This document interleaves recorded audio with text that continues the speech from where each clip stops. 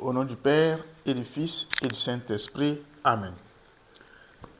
Chers diocésains, c'est-à-dire vous tous natifs et habitants du diocèse de Kara, quelle que soit votre religion, quel que soit le lieu où vous vous trouvez, quelle que soit votre foi, je frappe à la porte de votre cœur, prêtre religieux, ou plutôt prêtre consacré, laïque et religieux, fidèle, baptisé.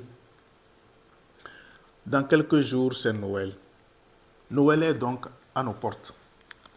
Et dans cette ambiance, chaque famille s'organise afin que les membres puissent se retrouver.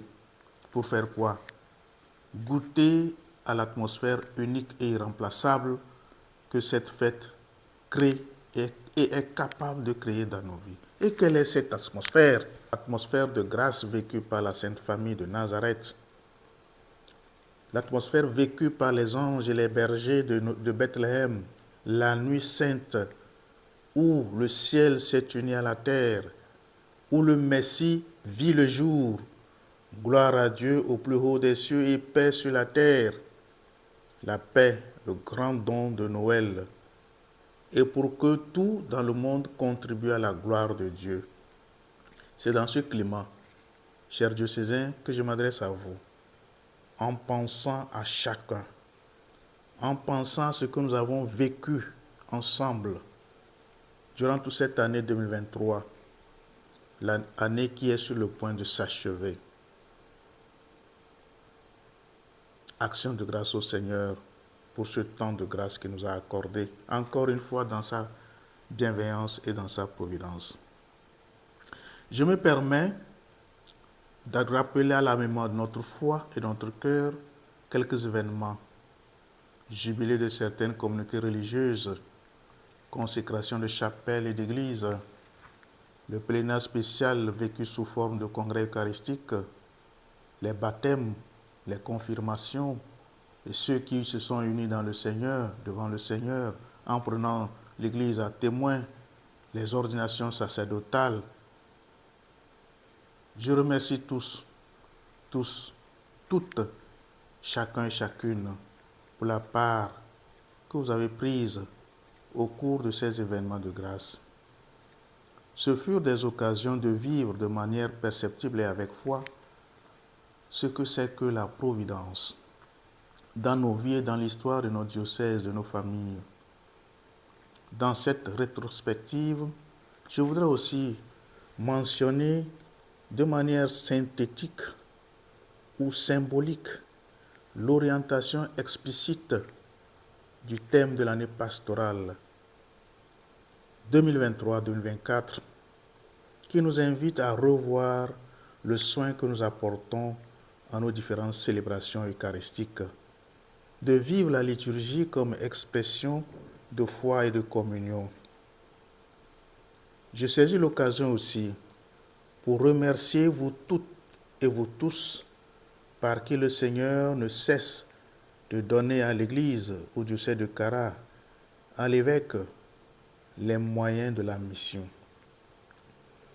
À côté de ces événements heureux, il me semble important aussi de nous rappeler, de souligner, de rappeler à notre mémoire la situation globale, mondiale, d'insécurité dans laquelle nous vivons et qui invite chacun de nous à être vigilant, à devenir vigile de sa propre sécurité, de la sécurité de tous.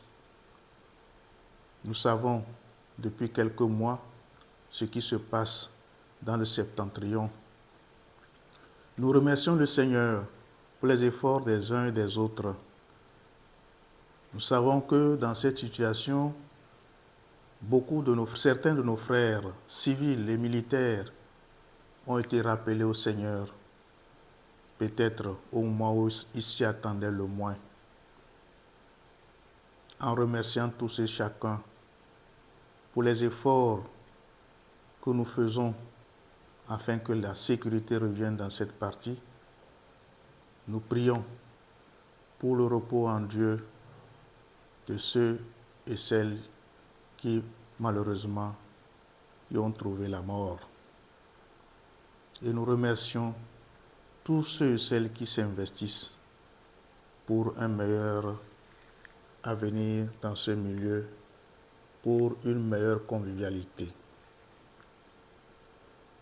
Venez et vous verrez. Ces paroles que Jésus adressait et qu'il adresse encore, que Jésus adressait aux 2 disciples en quête du Sauveur, du Messie, je les adresse à vous, à nous tous, nous qui sommes en recherche. Oui, chaque personne humaine, qu'elle en soit consciente ou non, est à la recherche de Dieu. Car chaque cœur a soif et faim de quelqu'un, de quelque chose qui le dépasse et qui le fait. Dieu. Alors à tous, j'annonce cette bonne nouvelle. Un sauveur nous est né. Nous avons besoin d'être sauvés. Ce sauveur vient nous rendre donc l'espoir. Il vient fortifier les mains défaillantes et affermir les genoux qui fléchissent. Soyez forts donc, soyons forts, ne craignons pas. Lui-même nous a dit, dans le monde, vous aurez à souffrir. Mais ayez confiance, j'ai vaincu le monde. Jean 16, verset 33. Oui, voici notre Dieu. Voici le Seigneur Dieu.